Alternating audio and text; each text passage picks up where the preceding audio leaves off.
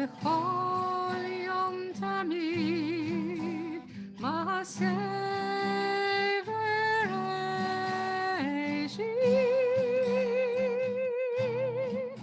ובטובו מחדש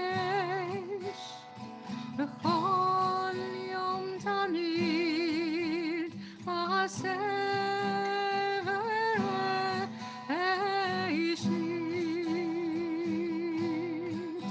ובטובו מחדש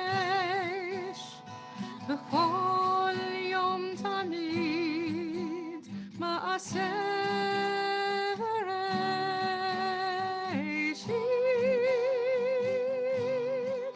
ובטובו מחדש בכל יום תמיד מעשה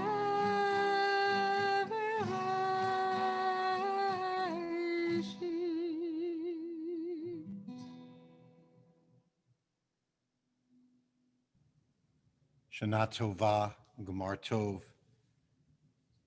We begin our final path together, leading to the end of Yom Kippur over these next hours. And it is appropriate we begin with healing. Healing of our hearts, healing of our souls, healing of this world.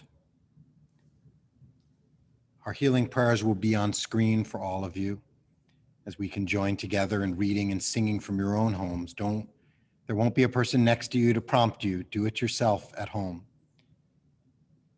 I'm Rabbi Mark Kaiserman. Cantor Emily Wygod Pincus. We're honored to lead this service with you at the Reformed Temple of Forest Hills. And so we begin our healing prayers.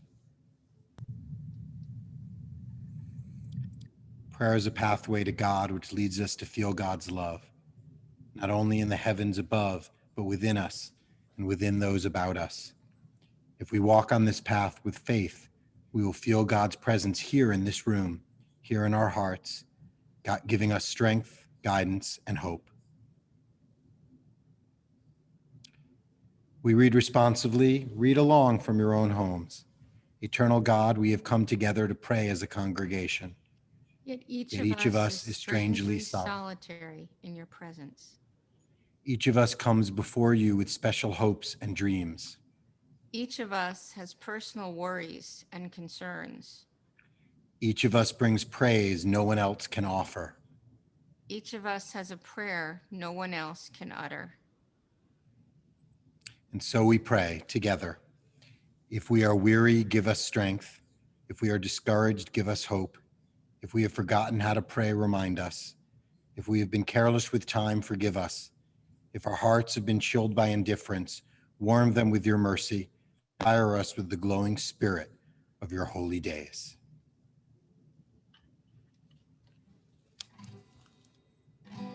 Elohai, Elohai, Neshama,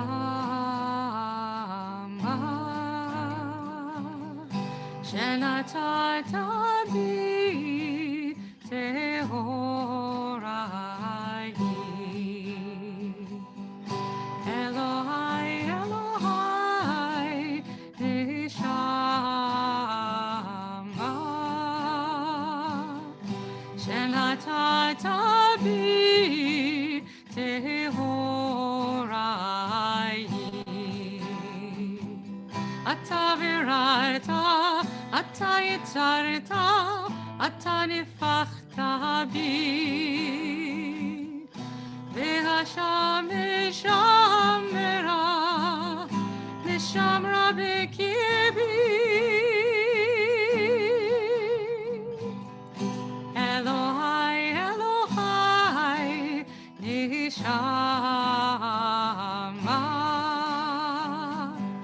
shenatata bi tehorai.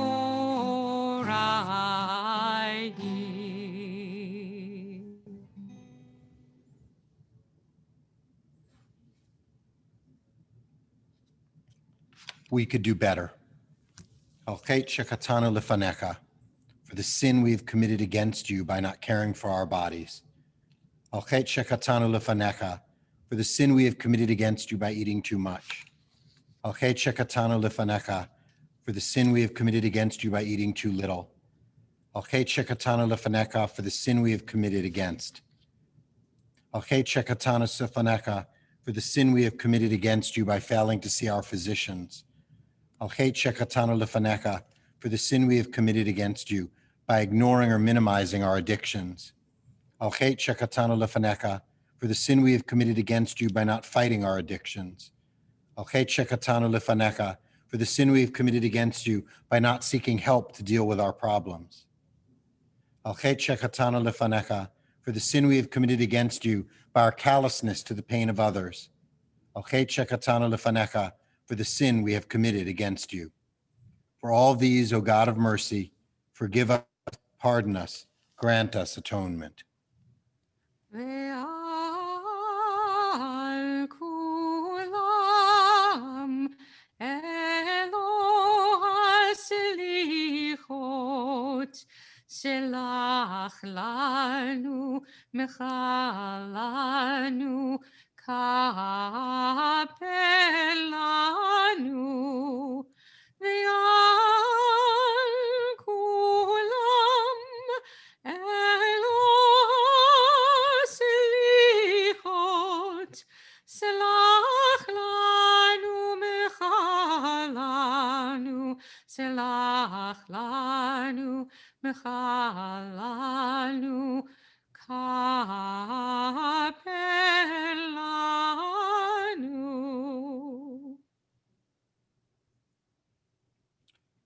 One by one, a prayer as the COVID death toll mounts.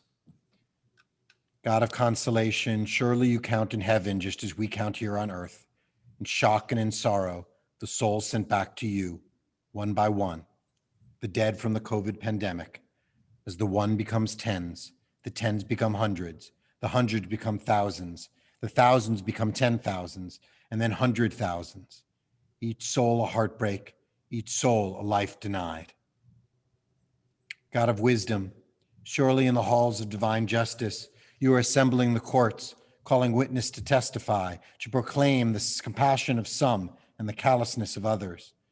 As we struggle to cope, the soul taken too soon, whose funerals were lonely, who didn't need to die, who died alone, will tell their stories.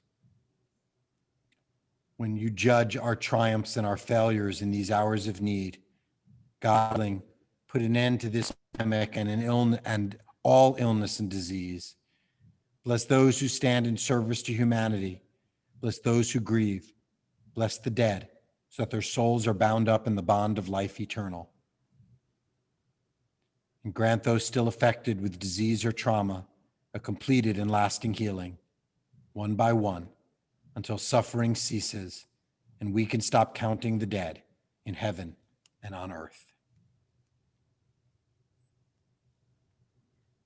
Hashivenu, Hashivenu, Adonai elecha, ve'lashuva,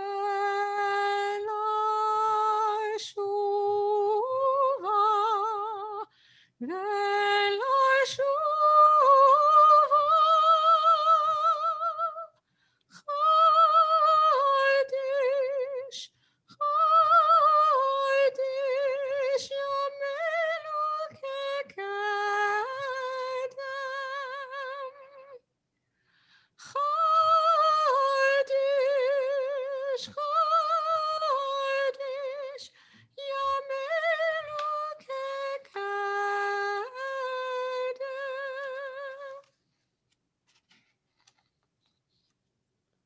We read together. Where is the dwelling of God? This is the question with which the rabbi of Kotsk surprised a number of learned Jews who happened to be visiting him. They laughed at him. What a thing to ask. Is not the whole world full of God's glory? Then he answered his own question. God dwells wherever people let God in.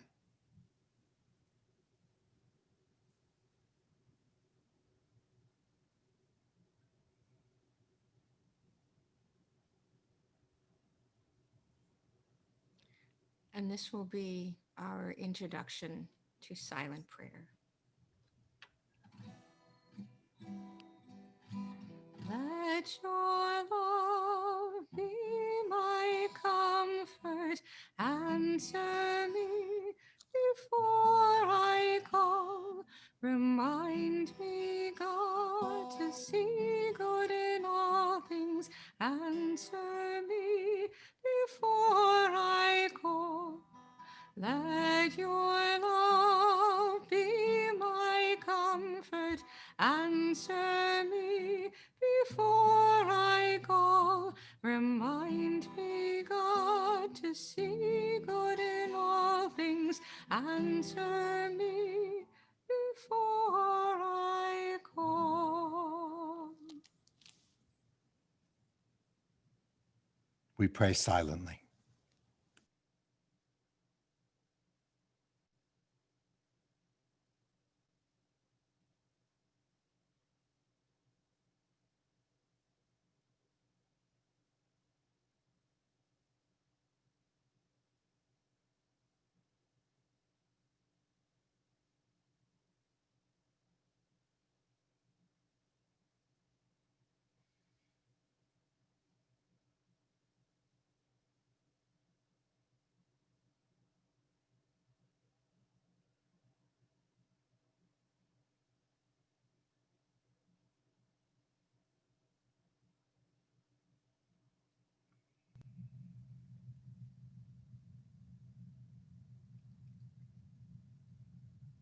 Oh, say shalom, bimromav, huya say shalom aleinu,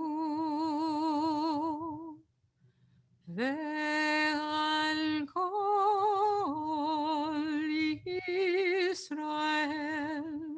ve'imeru Amen. Oh, say shalom bimromav, huya say shalom aleinu ve'al kol Yisrael ve'imeru Amen. Oh, say shalom bimromav, huya say shalom aleinu, ve'al kol Yisrael, ve'al kol yoshvei tevel. Amen.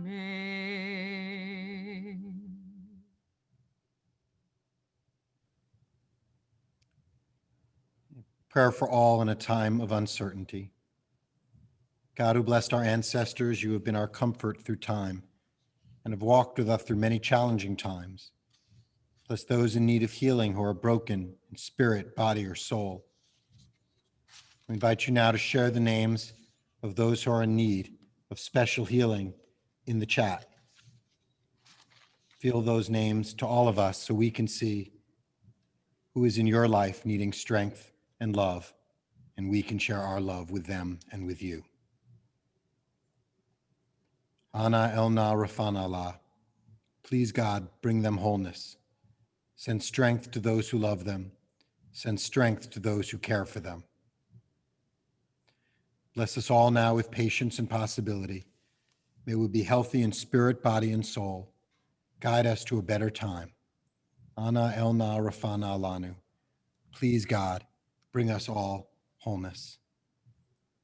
As we found in the book of Numbers, calling out healing for those who are in pain, for those who need our strength, is a very Jewish biblical thing to do. Moses cried out to the Eternal, saying, God, pray heal her. We echo his words for the healing of all of those in our life.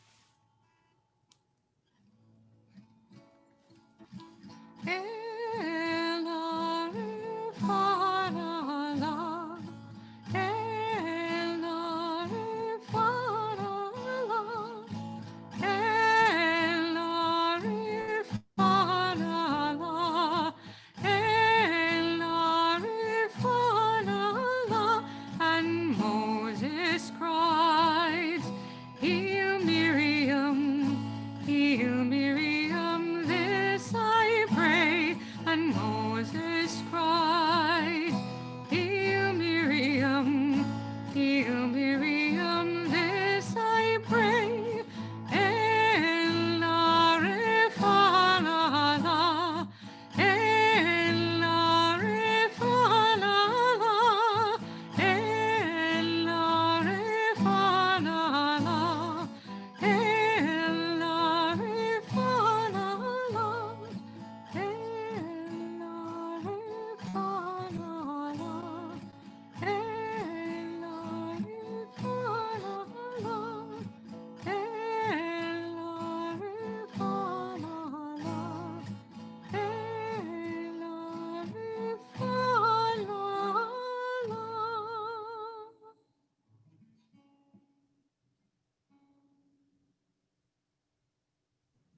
It is never too late.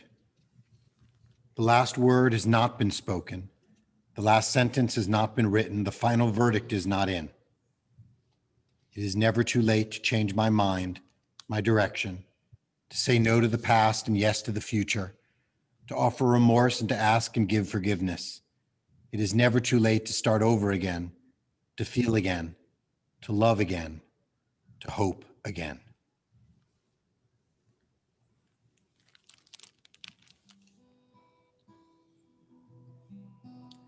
ובטובו מחדש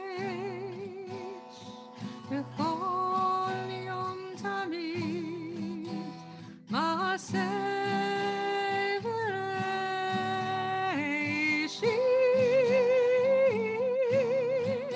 ובטובו מחדש בכל יום תמיד מעשה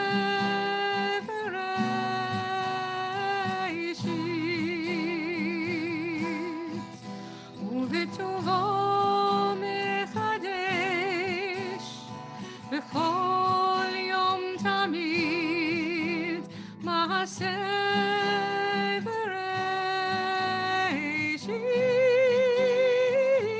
בראשית ובטובו מחדש בכל יום תמיד מעשה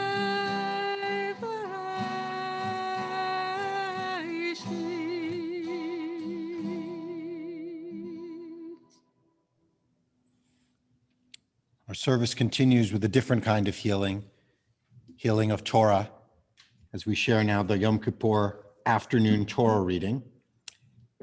And so we invite you to please rise. כי מציון תצא תורה, כי מציון תצא תורה, ודבר אדוני מירושלים, ברוך שנתן תורה, תורה, ברוך שנתן תורה, תורה, לעמו ישראל בקדושתו.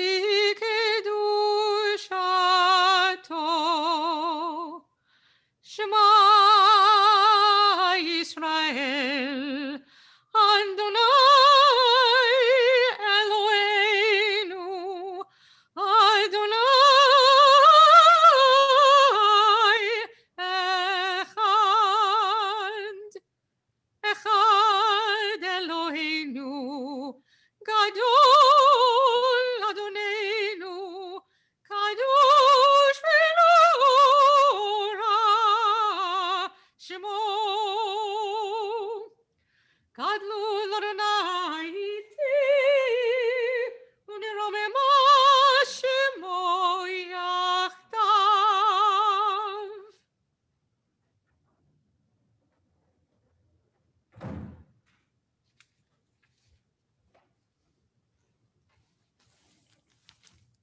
Please be seated.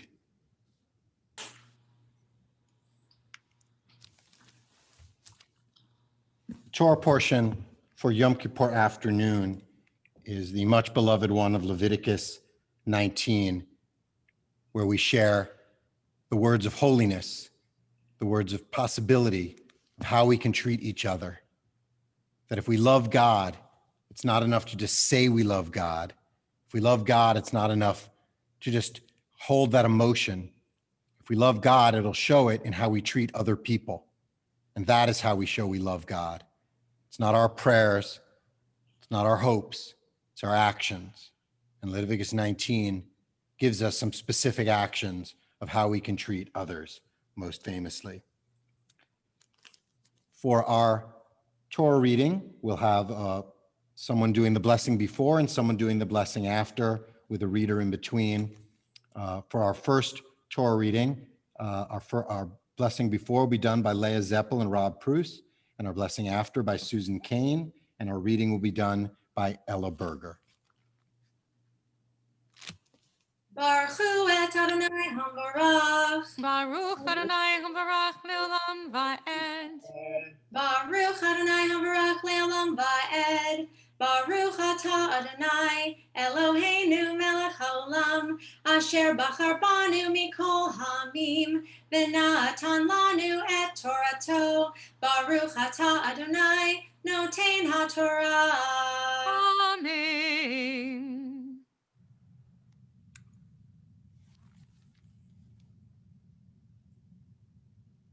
Okay, Ella. Vaydaber Adonai el Moshe Lemor.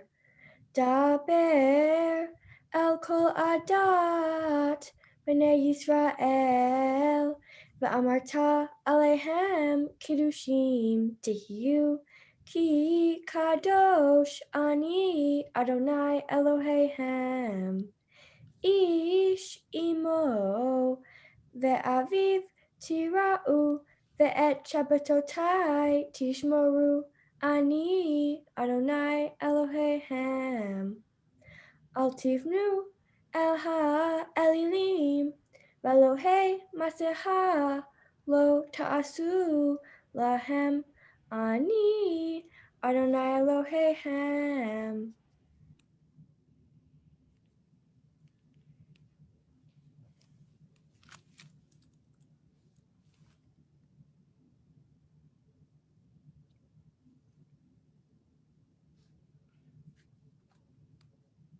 Susan, you have to unmute yourself on the screen.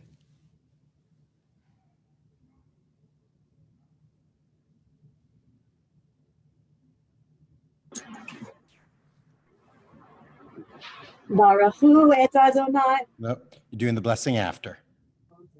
Baruch atah Adonai. Baruch atah Adonai Eloheinu melech haolam asher natan lanu Torah emet v'chayei olam neta b'tochenu.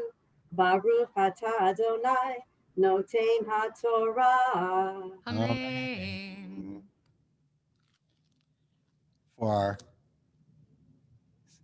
For our second Torah reading, our blessing before will be done by Jerry, Debbie, and Hannah Ball. Our blessing after will be done by Greg, Lori, Julia, Benjamin, and Abigail Kaufman.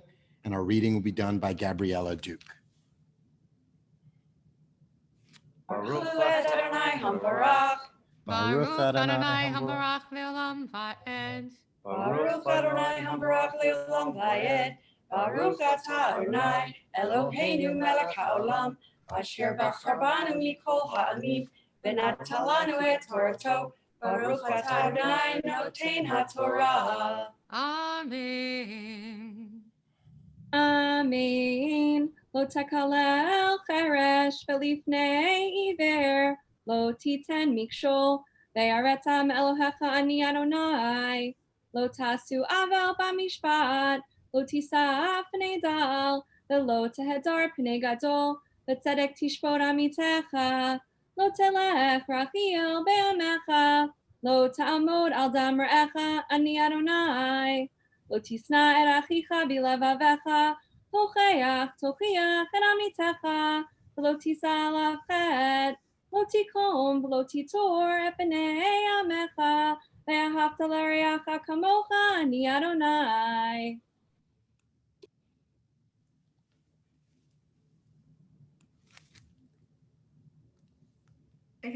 Baruch atah Adonai, Eloheinu melech haolam, natan lanu Torah emet, v'chayei olam natan betochenu.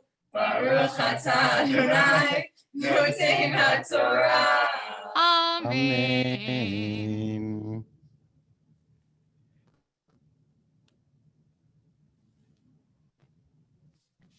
We have the great pleasure of having so many wonderful Torah readers at our temple, many of whom repeated their Torah reading from last year for today.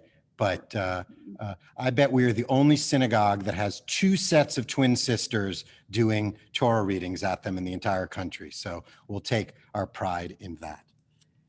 The Haftarah for Yom Kippur is famously the Book of Jonah, a very familiar tale to all of us, and one that we know and recognize. If you don't know it, just watch the movie Pinocchio and it gets the highlights. But we're going to share from the beginning of the Book of Jonah today with some helpful visuals that can guide us on seeing what it might have been like, at least an artist's eyes, of what Jonah's situation was really like to be swallowed by a whale or a big fish. Leading us in our Haftarah are Annette Van Bergen-Joles and Susan Joles. Baruch atah Adonai Eloheinu melech haolam asher bachar b'nvi'im tovim v'ratza v'divreihem hane'emarim be'emet. Baruch atah Adonai habocher b'Torah u'Moshe avdo u'Yisrael amo u'v'nvi'ei ha'emet v'tzedek. And the word of Adonai came to Jonah, son of Amittai. Get up, go to the great city of Nineveh and proclaim against it, for their evil deeds have risen up before me. But Jonah got up to flee to Tarshish, away from the presence of Adonai. And he went down to Jaffa and found there a ship heading for Tarshish. And he paid its fare and went down into it to head with them to Tarshish, away from the presence of Adonai. But Adonai hurled a great wind upon the sea, a storm at sea so great that the ship was in danger of being shattered to pieces. And the sailors were frightened, cried out, each to his own god, and flung the ship's cargo into the sea to lighten their load. But Jonah had gone down into the hold, the lower deck of the vessel, and he lay down and fell into a deep sleep. And the captain approached him and said to him, "What are you doing sound asleep? Get up, call to your God. Perhaps the God will be kind to us and we will not perish." And Adonai provided a great fish to swallow Jonah. And Jonah was in the belly of the fish 3 days and 3 nights. Jonah prayed to Adonai his God from the belly of the fish. Adonai commanded the fish, and it spewed Jonah out upon dry land. Baruch atah Adonai Eloheinu melech haolam tzur kol haolamim sadik bechol hadorot ha'el hane'eman ha'omer ve'oseh hamdaber umkayem shekol devarav emet v'tzedek al haTorah ve'al ha'avodah ve'al hanivim ve'al yom ha'kippurim hazeh Shenatata lanu Adonai Eloheinu limchila v'lislicha u'chapara lechavod u'tifaret al hakol Adonai Eloheinu anachnu modim lach umvarchim otach yitbarach shimcha v'fi kol chai tamid le'olam va'ed u'devarecha emet v'kayam la'ad Baruch atah Adonai מלך מוחל וסולח לעוונותינו, ולעוונות עמות בית ישראל, ומעביר אשמתנו בכל שנה ושנה, מלך על כל הארץ, מקדש ישראל, ביום הכיפורים. Amen. Amen. Thank you, and Mazel Tov to all our readers and blessers this morning. The Book of Jonah is so well known that we often forget what some of the pieces are to it. And we read the beginning part of Jonah, where Jonah is given this mission by God and then chooses to not go on the mission.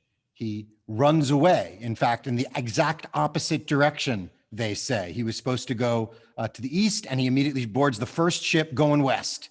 And so much so, and he's so upset with this whole burden of following God's command that he lets himself be thrown overboard, presumably to drown in the middle of the ocean, rather than try and follow God's commands. Ultimately, the big fish swallows him, and in the fish, he has some second thoughts and prays in the fish, and then the fish spits him up onto land, and he goes out still reluctantly to do what he was asked to do. So while I don't think most of us have been given a direct message from God, I don't think that's been part of who you are.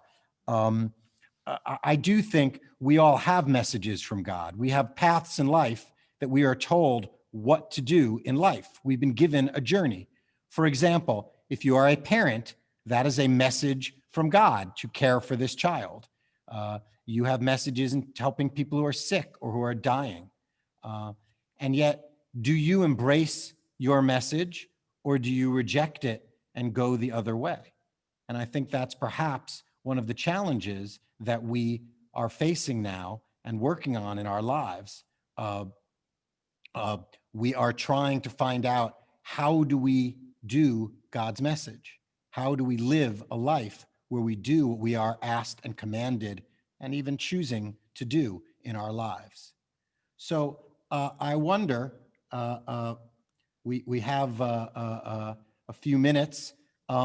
If any of you have had an opportunity to try and achieve a message from God, maybe not a burning bush or a voice talking to you, but maybe something in your soul of what you've done to make a difference in life.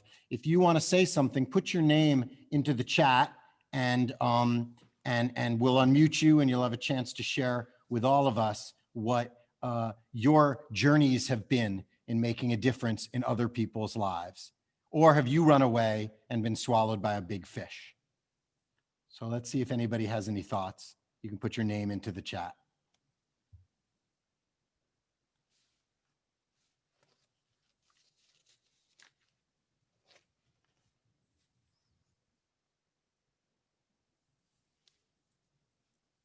So, Andy, you want to share?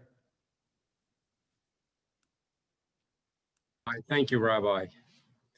A few years ago, my firm got heavily involved representing people in the LGBT movement.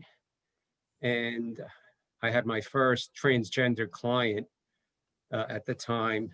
And it was such an eye-opening occurrence for me. It changed me tremendously. This person was first a client and became a friend and became a leader in the transgender community and turned me into an advocate and just changed my life every day, every day. She died after the case settled.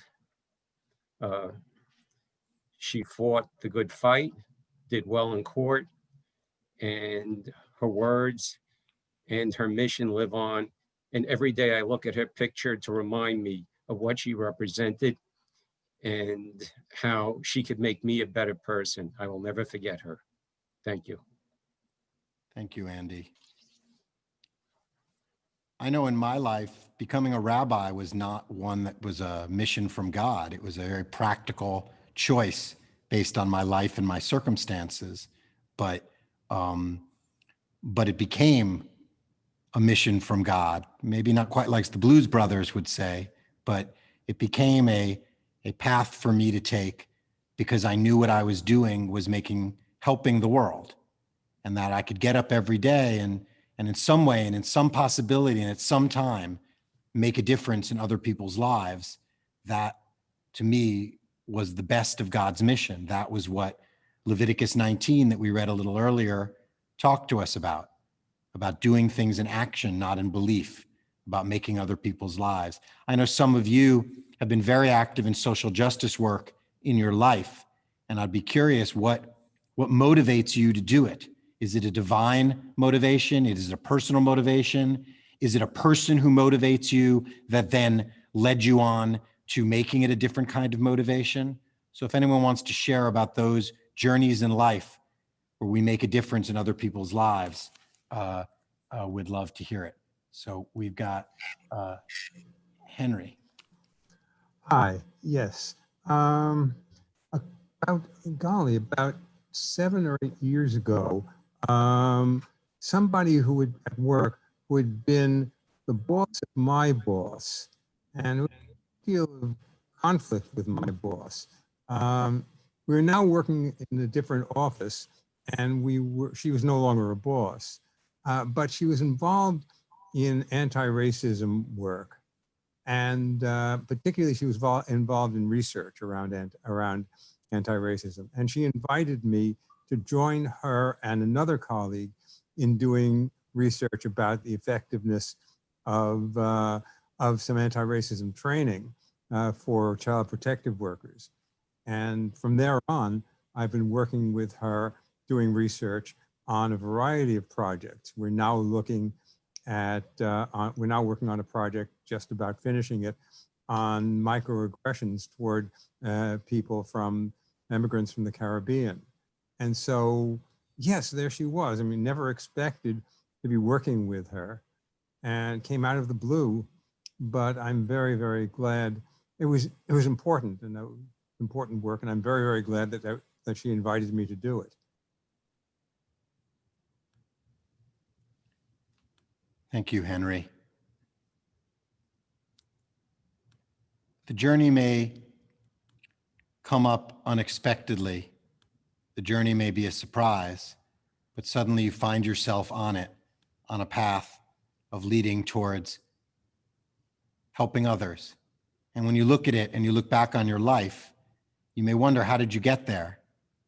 And you got there through what we might call a journey from God. We may not ever think of it that specific way, but you may not do it because you hear God's voice, but more because you feel God's power, you feel God's essence, you feel God's connection. And that leads you onto this journey that you look back on, and you did the way our Leviticus talks about and not the way Jonah did. Anyone else want to share? You can just type it into the chat.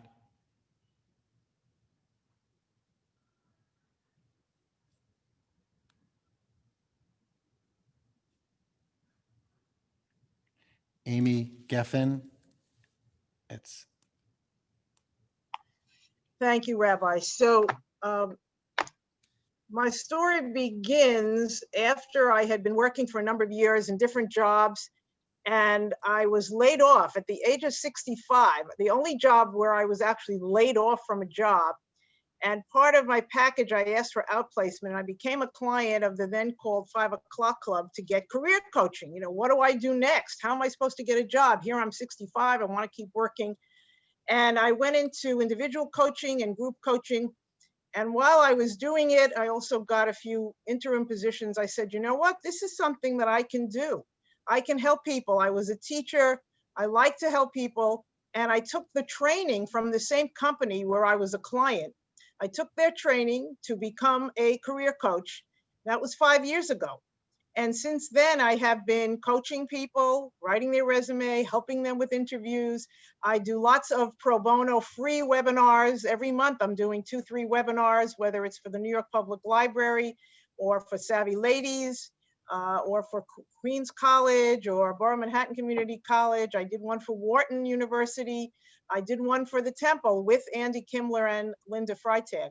So I find it very rewarding. I know I'm helping these people. Here are people who need to work, they want to work, whether they're recent college graduates or they're in their 40s, 50s, 60s. I know that I can help them find their next path or their next opportunity. Thank you. Emily Marino.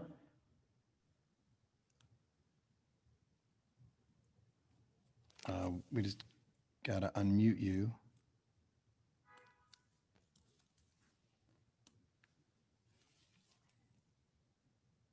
No.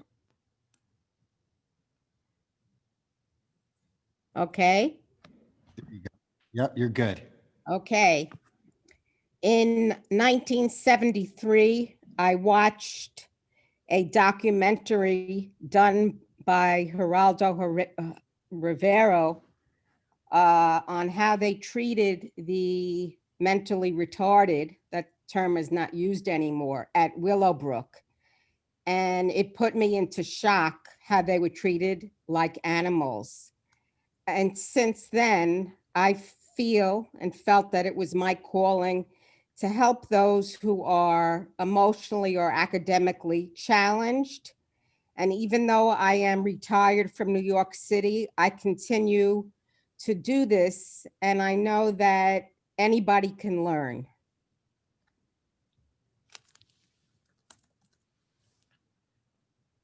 Thank you, Emily. Suzanne Rosenberg.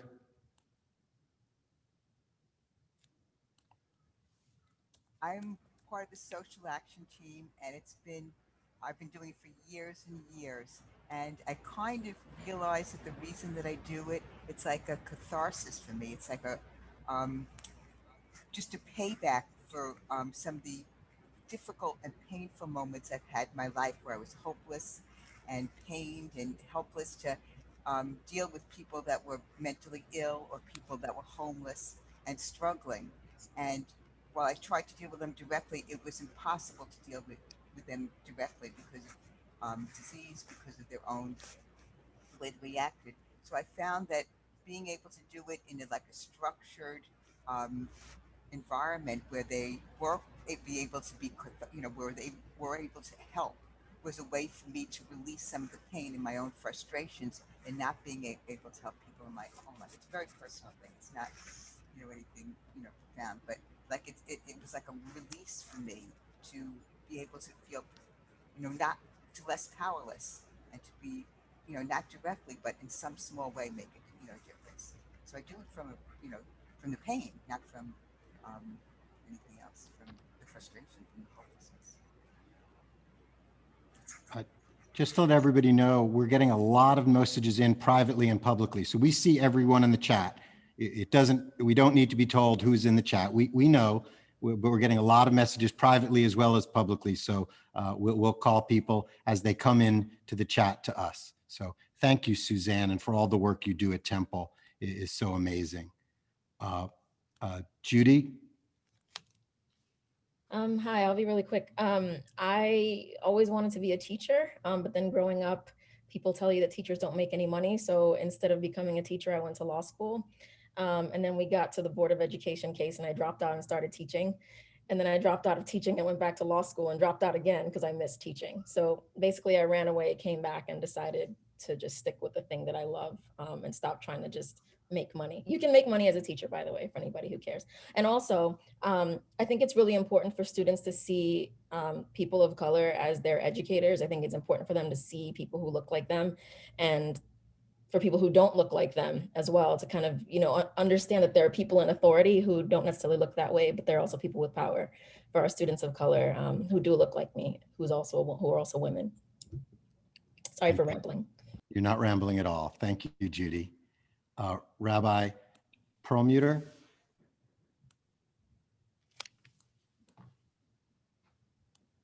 Oh, wait, you're muted. You're still muted, Rabbi Perlmutter.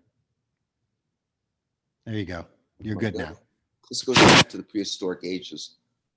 When I graduated from rabbinical school, I really didn't want to be a rabbi. So I went to social work school. So like Jonah, I ran away. And I decided to, I was in a group called, the one that created urban kibbutz in Israel. So I went to Israel, I retrained, went to Israel, and it was after the war in 1974, I believe. That was the year. Did a couple months working in social work with immigrants. And I ended up becoming the rabbi of a small Reformed synagogue, about 99 families.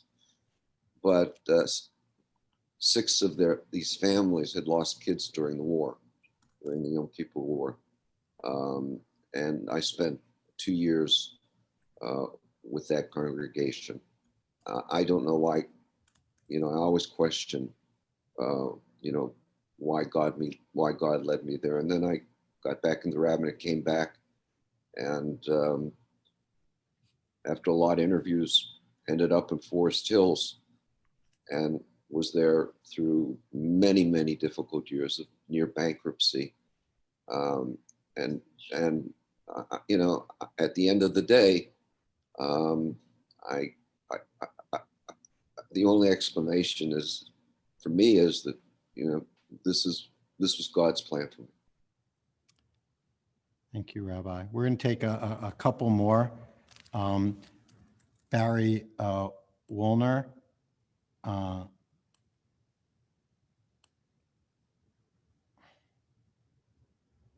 Okay, hi. Is that better? Anyway, I was in college and I was involved. I got degrees in computer science and organizational behavior. But I've been involved in Hillel, and the Lutheran chaplain there said, you're going to hate doing what your degrees are for. She suggested I go to social work school. I knew nothing at all about social work. I applied. Somehow I got into Woodsweiler School of Social Work. And my first job was with a housing organization in the South Bronx, in which I was helping landlords and tenants try to preserve their housing. I ended up in a couple other nonprofits and then went to the state, where ultimately I worked for 30 years supervising nonprofits that were involved in the housing neighborhood preservation field and training them on a lot of areas in terms of organizing tenants, doing workshops, strategic planning. And that led me, when I came back to involved with the temple, into the social action group and the immigrant task force.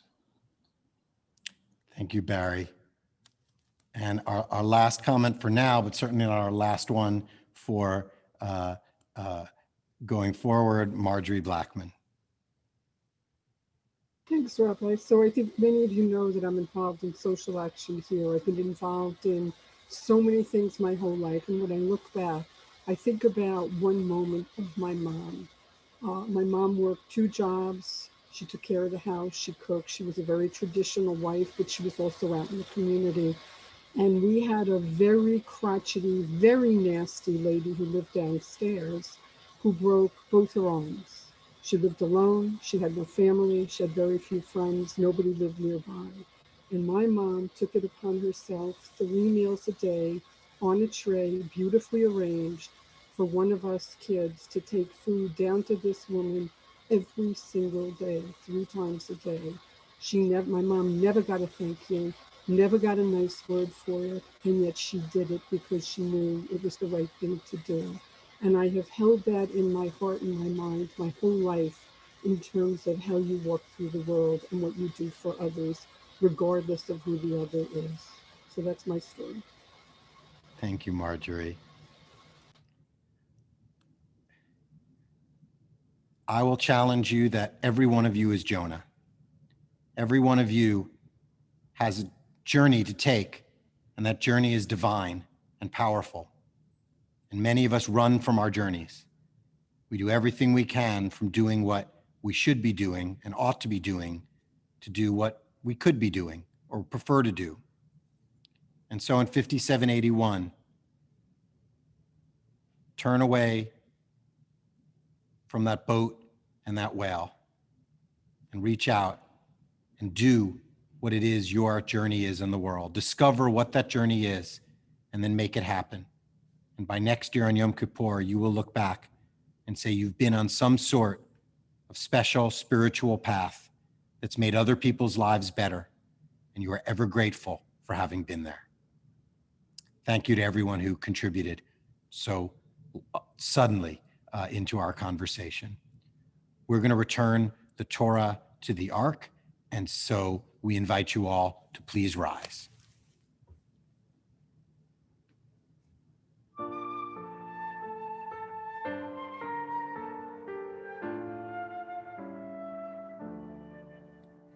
It's Chaim hi lamachzikim ba v'tomchecha meushar derachecha darchei Elohim v'chol tivotei Shalom, Hashivenu Adonai,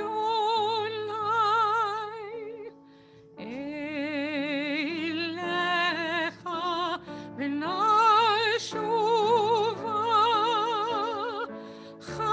Chadesh, Chadesh Yameinu,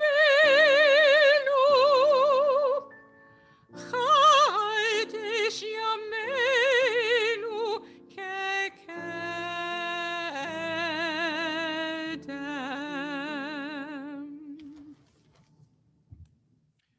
Please be seated. We take a pause now to prepare us for our Yizkor service, which will begin at 5 p.m. You don't need to go